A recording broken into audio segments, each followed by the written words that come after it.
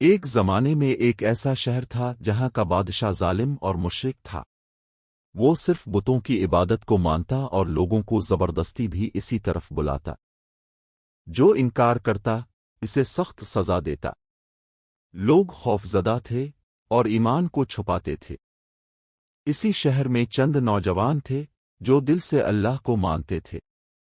انہوں نے اپنے دل میں یہ عہد کیا کہ وہ صرف ایک اللہ کی عبادت کریں گے اور کسی انسان یا پتھر کو اپنا رب نہیں مانیں گے۔ وہ چھپ چھپ کر اللہ کی عبادت کرتے، دعا مانگتے اور ایک دوسرے کو نیکی کی تلقین کرتے۔ لیکن وقت کے ساتھ ان کے ایمان کا راز فاش ہو گیا۔ بادشاہ کے سپاہیوں نے خبر دی کہ یہ نوجوان اس کے حکم کی نافرمانی کر رہے ہیں۔ بادشاہ نے ان نوجوانوں کو اپنے دربار میں بلایا اور کہا، کیا تم میرے بنائے ہوئے بتوں کی عبادت نہیں کرو گے؟ اگر نہ کی تو میں تمہیں سخت سزا دوں گا۔ نوجوانوں نے نہایت ادب سے جواب دیا، ہمارا رب صرف اللہ ہے جس نے آسمان و زمین کو پیدا کیا ہے۔ ہم تیرے جھوٹے معبودوں کو نہیں مانتے۔ بادشاہ غصے سے آگ بگولا ہو گیا اور کہا، تمہیں قتل کر دیا جائے گا۔ نوجوانوں نے اللہ سے دعا کی اور رات کے اندھیرے میں شہر چھوڑ دیا۔ وہ پہاڑوں کے درمیان ایک غار میں جا چھپے۔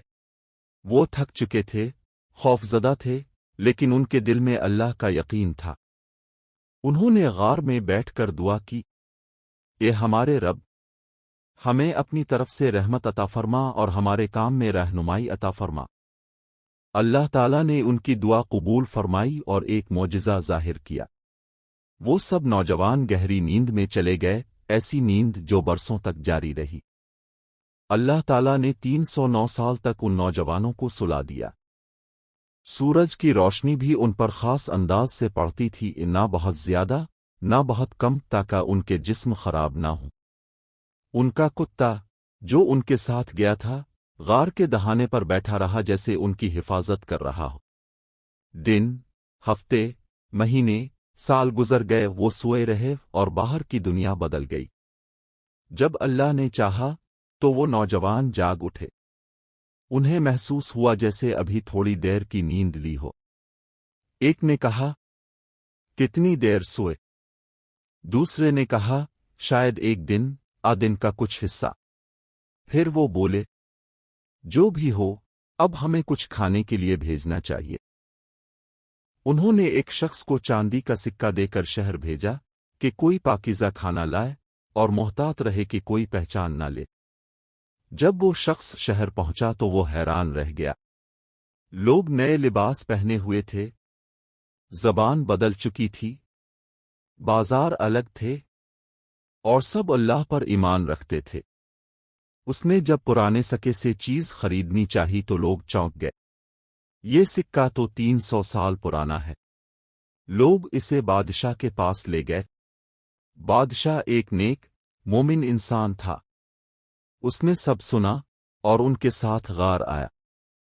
جب بادشاہ اور لوگ غار پہنچے تو سب نوجوانوں نے انہیں دیکھا، ان کی باتیں سنیں اور پھر اللہ سے دعا کی اور اللہ تعالیٰ نے ان کی روح قبض کر لی۔ اللہ تعالیٰ نے ان کی قبریں اسی غار میں بنوا دیں۔ بادشاہ نے وہاں ایک عبادت گاہ تعمیر کروائی تاکہ لوگ اس معجزے کو یاد رکھیں۔ اصحاب کہف کی کہانی ہمیں کئی عظیم سبق دیتی ہے۔ اللہ پر ایمان ہو تو کوئی طاقت نقصان نہیں پہنچا سکتی۔ سچائی کا راستہ مشکل ہو سکتا ہے، لیکن انجام ہمیشہ اچھا ہوتا ہے۔ اللہ کی مدد ہر حال میں موم